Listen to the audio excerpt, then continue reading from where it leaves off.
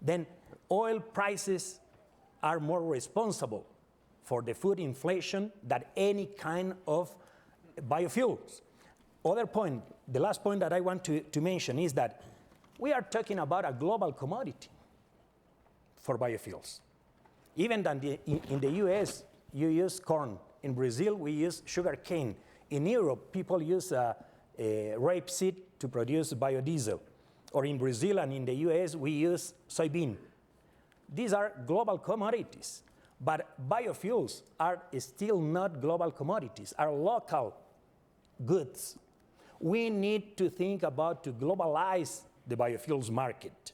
Then we can compare with the oil market, okay?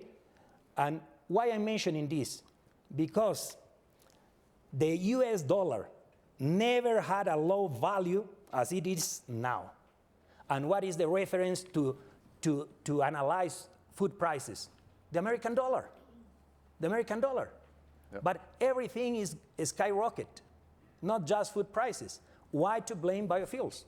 There are no reason for that. Good, Miguel, that is putting it in good perspective, and the Brazilian experience, I'm sure, is one we're going to come back to. It is important to recognize that the material in Brazil is affecting sugar and the cost of sugar as opposed to grains or oils, so they're really different sectors as well.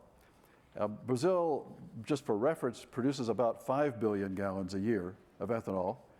Total biofuels in the US was about 7 right now, so the magnitude... The last year we jumped to close to 7 again, okay, because the market. Okay. We already are producing, because, excuse me, but okay, during 30 years, we were the only leader producing ethanol in the world. Nobody wants to discuss ethanol use in cars. After the US began to introduce, the market was developed here. The past year, the United States was the larger producer, but right now what is happening in Brazil is producing more again, and using, as Robert said, technology, yep, okay? So that's a useful perspective that the volume is not small. The volume is, large magnitude already. Vinod, you have been working on the technology side of this, and just as Miguel says, technology has really been a key part of what they've done in Brazil. You're very optimistic about what can be done with technology here, particularly on this next wave, the second generation biofuels, which will be like cellulosic ethanol. And do it soon, do it at volume, and do it economically. Can we do that? Yeah, let me set a little bit of context, because you mentioned first generation, second generation. We often see the kind of naivete we saw from Paul Collier yesterday when he criticized biofuels. His statement was equivalent to saying drugs are bad without defining whether he was talking about cocaine or aspirin. There are very different fuels. I'm not a big fan of biodiesel. I think food-based biofuels are very transitory. In fact, they'll be out of business soon because the other products are a lot more economic. We won't even have to ban them by policy. Almost certainly in the next 5 years, they'll be much higher in costs. So we first have to define what we are talking about. Second, almost all the papers I've seen on the subject and all the econometric forecasts, and I'm very famous for making fun of the International Energy Administration forecasts. I've done that 3 times in a row, speaking right after the executive director, using the data he's presenting. Because it's full of holes. Those are backward-looking assumptions. And when you look backwards, and I call this the battle between econometrics and economists and innovators in technology. All the assumptions are wrong. And when I ask people, what if this one assumption was different, what would happen? The answers are dramatically different to the point of being irrelevant, except a science paper does get published. Searchinger published a science paper last year that was very broadly publicized. In fact, I called him up and sort of had a chat with him.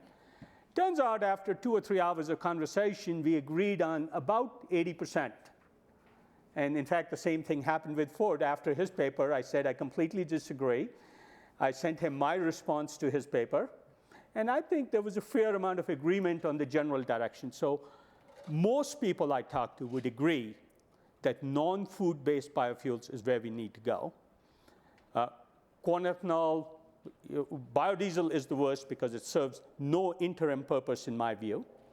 It is a green fuel, it reduces carbon emissions, but it doesn't serve to get the next generation that we really want going. Corn ethanol has been very valuable, and this is where many of the academic analysts go wrong, in setting up the next generation. The way I put it, there's zero chance me or anybody in my community would invest in cellulosic ethanol had corn ethanol not been in the US market and taken out the market risk. Now, all I got to do is produce a fuel cheaper than corn ethanol, and I'll displace them. So my market risk is gone. Lets me take the technology risk, which is very significant. But at least I know once I develop the technology, and that's under my control, I can go displace corn ethanol and displace gasoline, hopefully. So that stepping stone function in corn ethanol is very good. Now, sugarcane ethanol does the same thing. In addition, it has greater carbon reduction, so it's better. In the end, neither sugarcane, nor biodiesel, nor corn ethanol should be something we rely on. It should be non-food-based fuels. Then you get into this other debate of, is there competition for land?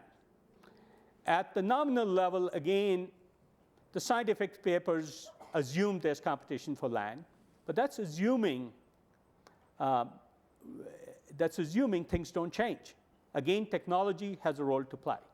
Now, the reason I believe non-food fuels will displace food-based fuels, even in the US, production costs will be the same as sugarcane ethanol and half the production cost of corn ethanol within 3 to 5 years. I'm almost certain, and there's probably 6 different technical approaches in companies that all achieve roughly the same targets. And that's why I don't worry, and we will have an alternative.